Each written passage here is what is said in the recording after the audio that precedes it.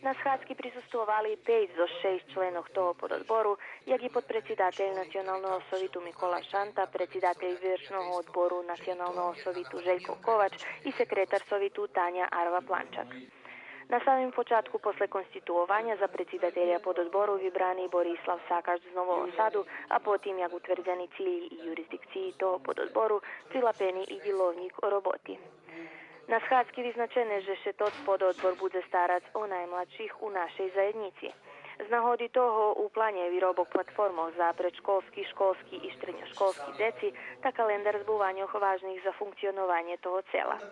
Týž tak počneše vodiť statistiku narodzenia decoch u našej zajednici. Na včerajšej schádky členy pododboru rozpodelieli i sredstva, ktoré Nacionálny sovit opredejel za jeho potreby, ta vekša časť peniežu namenjena za decinské aktivnosti u Ruskim kulturnim centre u Novim Sadze, a menša bude vyhasnovaná za finansovanie vinčovankov za novonarodzení deci u našej zajednici u tým roku.